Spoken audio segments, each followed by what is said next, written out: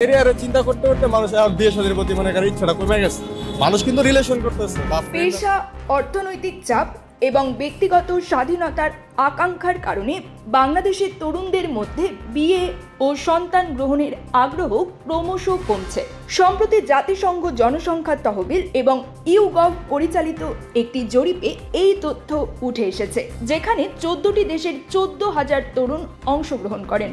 বিশ্ব জনসংখ্যা দিবস 2025 উপলক্ষে পরিবার পরিকল্পনা অধিদপ্তর আয়োজিত এক আলোচনা সভায় গতকাল ওসমানী স্মৃতি মিলনায়তনে এই উদ্বেগজনক চিত্র তুলে ধরা হয়। জরিপের ফলাফলে দেখা গেছে, তরুণদের মধ্যে একাধিক সন্তান নেওয়ার ইচ্ছা থাকলেও অর্থনৈতিক সীমাবদ্ধতার কারণে তা প্রায়শই বাস্তবে রূপ নেয় না। প্রায় অর্ধেকেরও বেশি তরুণ তাদের পছন্দের সংখ্যা অনুযায়ী সন্তান গ্রহণে সক্ষম হয় না। প্রতি 4 জনে একজন তরুণ পছন্দের সময়ে সন্তান নিতে চেয়েও ব্যর্থ হয়েছে, যার ফলে 40% তরুণ পরবর্তী সময়ে সন্তান ধারণের আকাঙ্ক্ষাকে বাদ দিতে বাধ্য হয়েছে।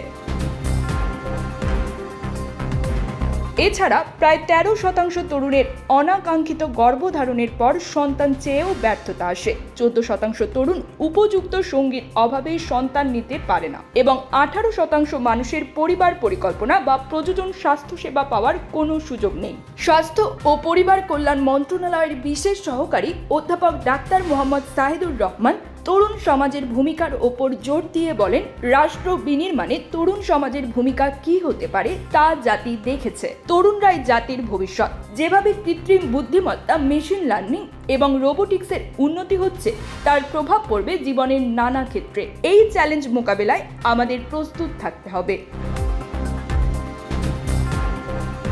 স্বাস্থ্য শিক্ষা অধিদপ্তরের মহাপরিচালক অধ্যাপক ডাক্তার নাজমুল হোসেন জানান, বর্তমানে বিশ্বের জনসংখ্যা প্রায় 823,44,24,750 জন। তিনি উল্লেখ করেন, সর্বশেষ 5 মিনিটে বিশ্বে 1250 শিশু জন্মগ্রহণ করেছে এবং প্রায় 1000 মানুষের মৃত্যু হয়েছে।